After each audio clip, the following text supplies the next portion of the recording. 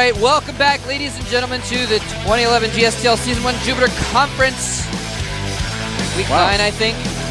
This is SlayerS versus oGsTL, and we are tied up at 2 apiece. There is SlayerS Tasia, who has just taken a win off of oGs Supernova, who previously won 2.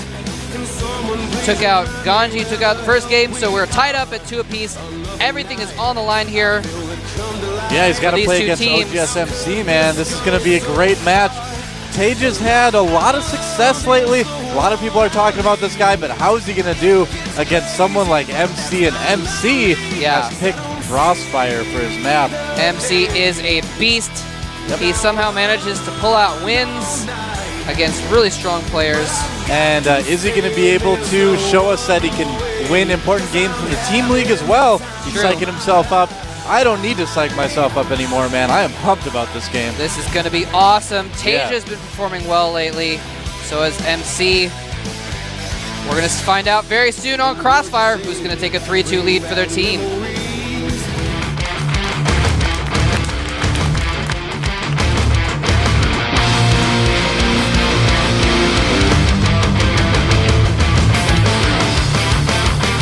All right, so up at the top of the map, we have our Terran from the team SlayerS, winner of the last game. He is SlayerS Tasia. Some pretty quick fingers he's got there. He's got some high APM. Holy check! Holy check. Yeah, Taja's up at near 400 StarCraft 2 APM right now. That fan that we just saw just got his picture taken with Cella. But here's a Protoss player from the team oGs. He's won some GSLs. He's a pretty famous guy. He is. oGs MC. Also a hugely successful Korean player in international events as well. Yeah. Oh, yeah. Yeah, he's gone to a lot of them. Unless he has to play against Puma. That's right. Well, then he's still successful. He's just not as successful as Puma. Well, you know. Second place is a success. So this is our first TVP of the day. In fact, this is the first time we've seen a Protoss stay in both matches, actually. So all you Protoss fans have got to be pretty excited because you're seeing one of the best Protoss in the entire world in oGs MC. Yep. If he wins, you'll get to see him again. Tasia has his work cut out for him right now, man. Yeah, it really does. And being on a map like Crossfire, too, it eliminates a lot of those, you know, early sort of pushes that Terran like to do against Protoss these days. There are some clever spots to hide barracks and stuff on this map, admittedly, but there are. Doesn't look like Taja's going to do anything about that. You know what I'm really wondering is Taja going to go for, you know, the more standard biostyle, or if he's going to try to do the Marine Tank Banshee all-in that has been so popular lately, or some variation of it. Yeah, there's been a lot of variations of that. Looks like it's going to be a 2 racks. He's got the second racks down, the reactor going down on the first one. MC didn't see that, though, so MC is basically in the dark right now. He is in the dark. But what is this? I would not be surprised at all to see a Void Ray all-in from oGs MC. We saw yesterday, I believe it was, we saw yesterday Genius do some really, really nice Void Ray all-ins. Or no, it was not yesterday, the day before, I believe. Yeah. Either way, a lot of Protoss. Well, here's the thing, Moltrap. Here's the thing. A lot of Protoss players have been getting all in by Terran with that Marine Tank Banshee. So, like, all right, well, we're gonna just start Void Ray all-inning again. And so, yeah, and if the Terran player is caught off guard by it, and they're making Marauders or something like that, there's just almost nothing they can do about it. Yeah, well, it's kind of like the Void Ray all-in a lot of situations is like the Marine Tank Banshee all-in is for Protoss, where unless you're very prepared for it, you're gonna have a really, really hard time holding it off. Here's the thing, though, is if they see it coming and they prepare for it, and if they're actually going for Starport Tech anyway, and they can get a Viking out, then it kind of shuts things down. So sometimes it can, sometimes. Right? You're right. I really, really actually like what Taja's doing by showing that bunker and not letting MC see anything else. I bet he's really got MC thinking Marine Tank Banshee right now. I bet he does. I don't know. He is getting concussive shells. Yeah, normally you don't get one bunker with a 2 racks. So no all-ins for MC. He's actually expanded. Oh, I guess so. Off of the one gateway. And this is the kind of risky play that has gotten MC eliminated from Code S in the past. He gets greedy. He goes for an expansion off of just one gateway. He is getting 2 more gates in a robo right now. But if Tasia moves out with an attack, which he is, then this could be very, very bad for MC. And he's actually sending the Marauders around the other way, so they aren't scouted with the rest of his army. Did he see those Marauders? Oh. I don't know if he saw those or not. He might have. He sees them now, though. Oh, man, this is so shells huge. say no escape for that Stalker. Taja's playing so tricky right now. I mean, sending just the Marines first, make him think of that little early Marine push before the Banshee all-in happens. And is MC going to be able to defend this? I feel like he can at this stage, but...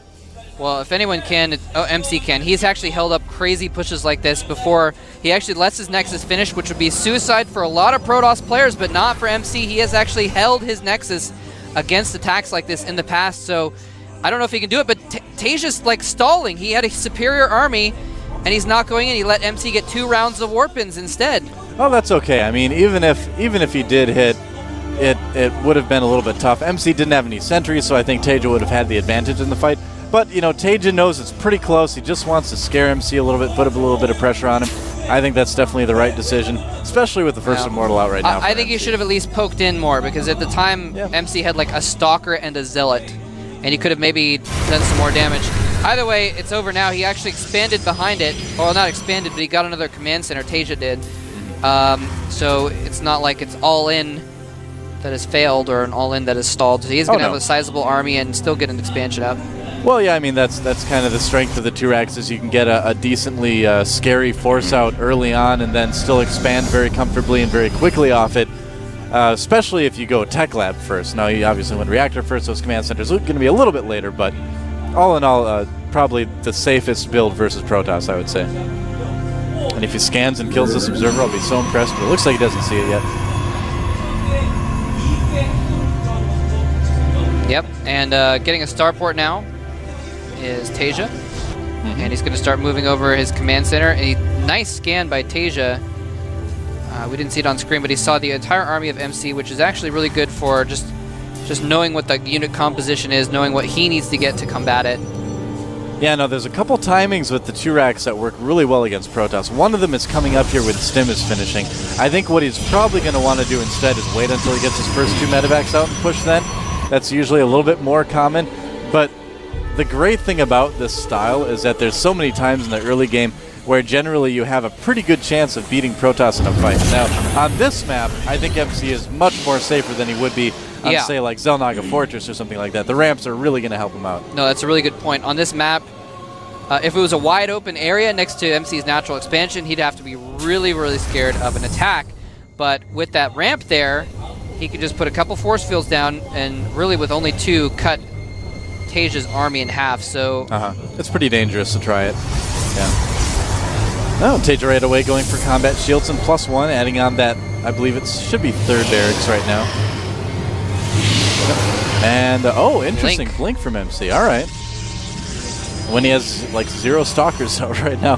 He's got a couple, but... yeah, that is actually... not a lot to really utilize Blink. Interesting. He's got 6, keeping him in his main base so that they can stop... Run! He's looking for that 3rd. Yeah. He's getting his cardio. It's really good idea to keep your Stalkers in your main to watch for any drops or anything like that, because they can actually very quickly get to the front lines, and if you keep your sentries in the front, they can at least cast force fields to defend if there's a big attack that you didn't see coming while your Stalkers join the fray. Now Tasia just scanned and he did see those 3 additional gateways under construction. MC is going to have so many Blink Stalkers when he finally decides to move out. It's going to be very cool. But, you know, there's a lot of medevacs for Tasia as well. Yep, and he's going to float the factory in the front, like you said, and kind of see what's going on in the front. That may be preliminary to doing some poking. I don't think he really wants to attack right now, but he might try and poke and see if he can do some damage. No, he's probably not going to, actually, given where he's positioning right now. Again, kind of smart. He may just wait and try and wait for MC to take a third because, again, it's going to be so hard to attack into that natural expansion of MCs. Yeah, I mean, MC made a really good map choice in Crossfire. I think it's a very, very good map for Protoss against Terrans who decide to play in that bio style. And since Teja has decided to do that, I think MC is feeling very comfortable in a very good situation. He's got his first Colossus on the way now, as you can see there.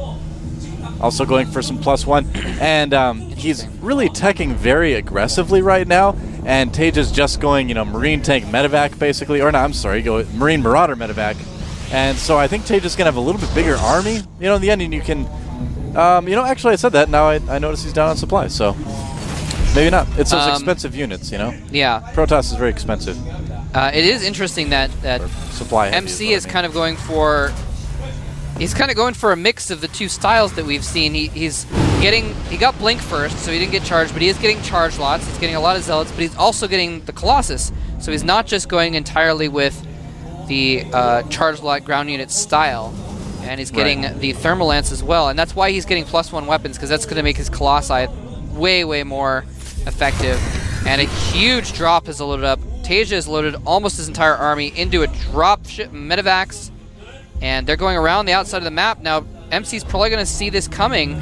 Oh, yeah, he's definitely going to see it when they fly over that pylon. But Teja knows that. In fact, he's just landing in a place where he can run up and try to kill the possible third. And here he comes. MC's not going to be starting that third base anytime soon. And Teja doesn't want to get trapped either, so he actually leaves up the right side of the map. Yep, good decision there. He's going to want to wait to engage until he actually has, some ghosts out. And the Stalkers shouldn't be able to catch up. No, they're not going to. Yeah. And now Teja is going to actually have +2 weapons by the time there's a battle, by the way. And with no armor at all, that means that those Zealots are actually not going to last too terribly long. They do have +1 weapons, but...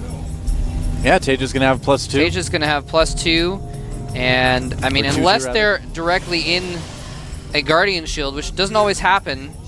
Sometimes the Zealots charge ahead of the Guardian Shield. And something's happening. Anyway, right now, Teja just started making Vikings. I'm pretty sure those are his first 2 coming out right now. So he's going to be a little bit late with the Viking production for Colossi. And again, Colossi versus Bio on this map are absolutely very, very dangerous. Yeah, they're very dangerous indeed. We might have an engagement in the middle of the map here. Teja looking to do a little bit of a poke, but he says, wait, that's his entire army.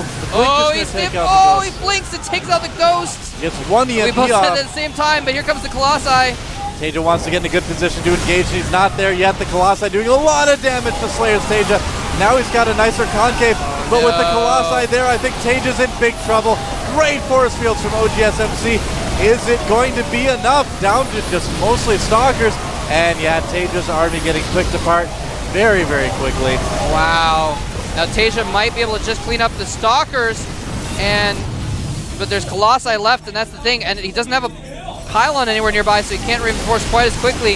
Well, but Teja's in a lot of trouble right now. MC did such a good job of hiding the fact that he had Blink until the very end when he was able to blink up and kill those ghosts. Played great this game. Looks like this is going to be a Team League win for him. Yeah, he is probably going to win this game. Teja's army is in... Well, Teja doesn't have an army, actually. He's got those medevacs overhead, but he just had no reply to those Colossi. So a really nice timing by MC to move out when there were no Vikings. If he'd waited a little bit longer and there were 4 Vikings, only 4 Vikings in that battle, that would have been way different. Well, I mean, Teja really wasn't expecting to have the Stalkers blink up and pick off those ghosts, too. That was kind of a shock. Yeah, that was actually a really cool move. Yeah. Picking off, sniping. Like both of us yelled at the same time.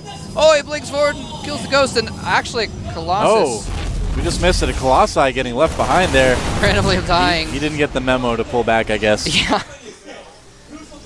The driver of that Colossus was just too drunk with power. Guess so.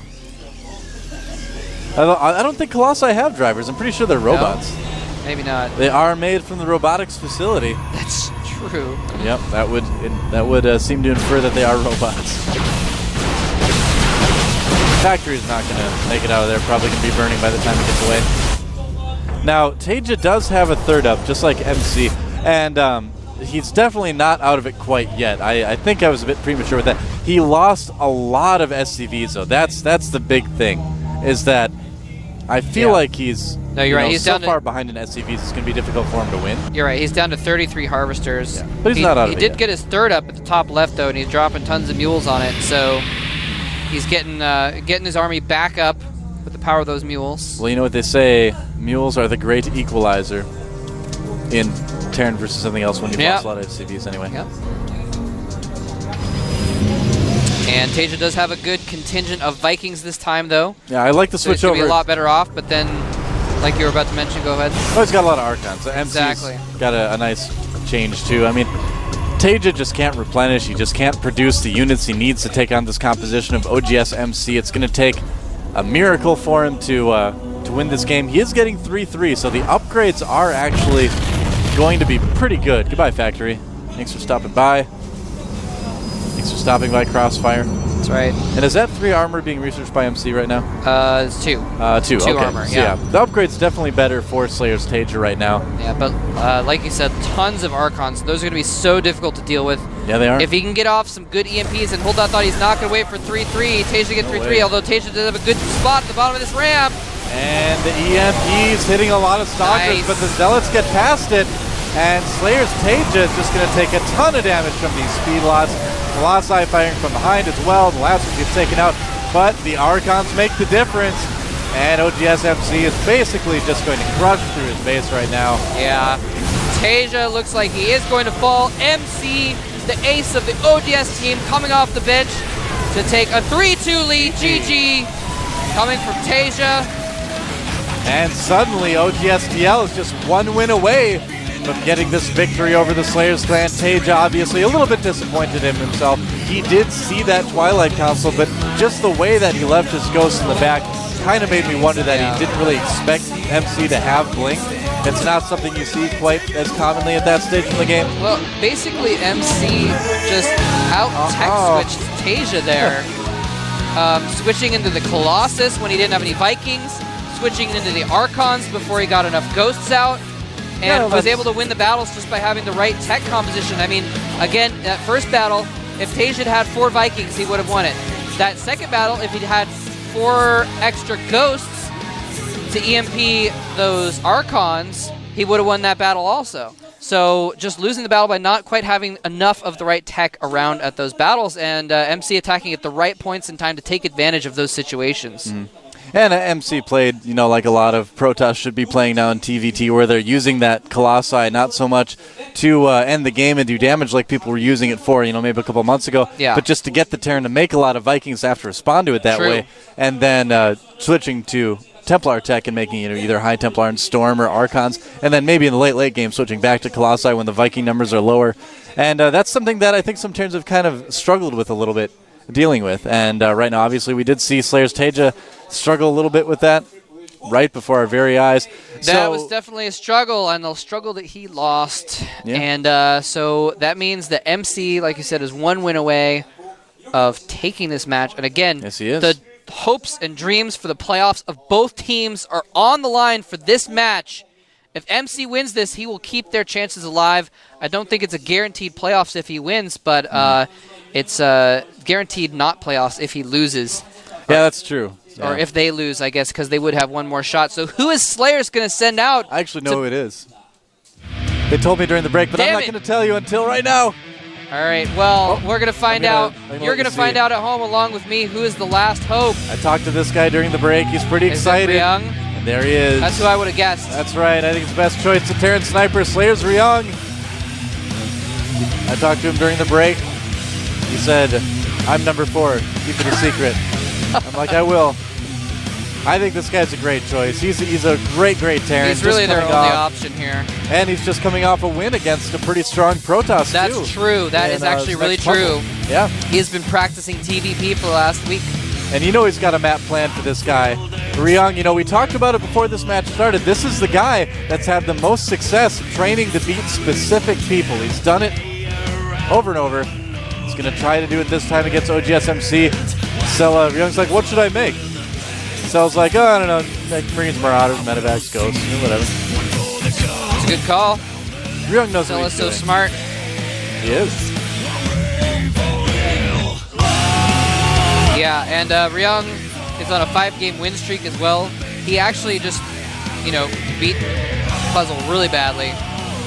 Yeah. And beat Tester in the group before that as well. Yeah, beat Hongen. Beat Hongen recently. Songho beat JYP. He actually didn't beat Songho, but yeah. Oh, he didn't. Well, he won one game, I guess. Oh, no, he didn't. I misread it. Never mind. Well, there's MC. Yeah, anyway, very strong, and it just prepared really well, and, beat him. Wow, we've got like a battle of the fans today. David Kim, TBT. I don't know. Imba. What was it that Boxer said in MLG? Oh, I don't know, man. I don't know if I saw David, that. you do it. T greater than T or something like that, or anyway. I don't know.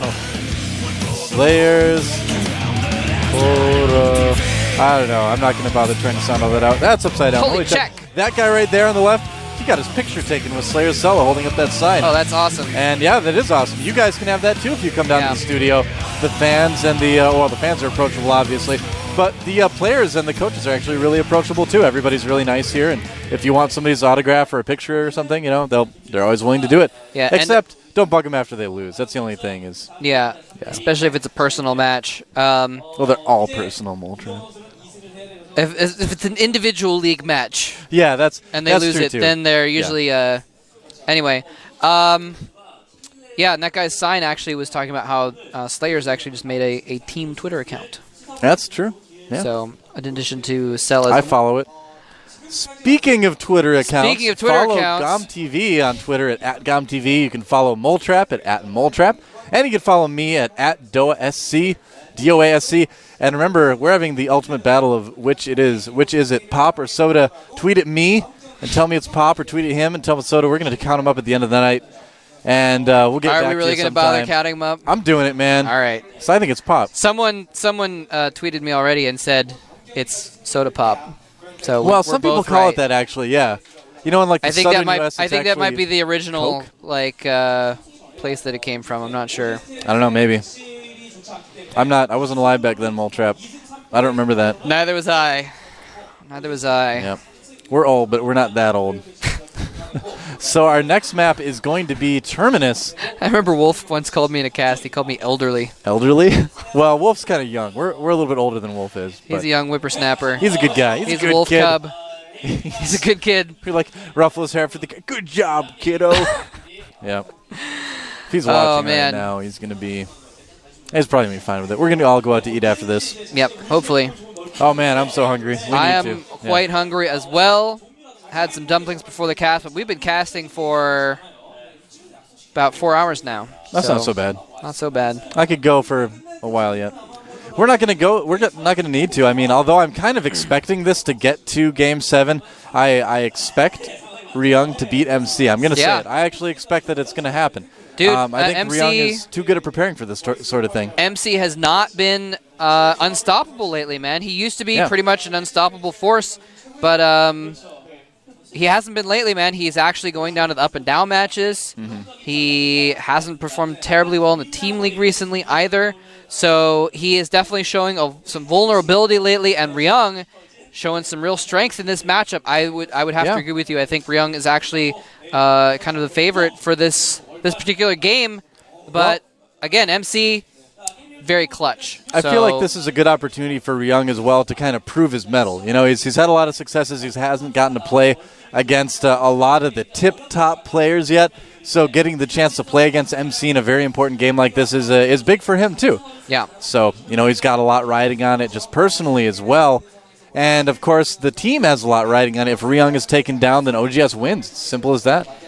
Yeah, and like we said, SlayerS really, really needs this win. Yeah, they do. And even though it would be a 4-3 win if Ryung can somehow pull it out, they would still technically have a chance at the playoffs depending on how the other teams did and theirs.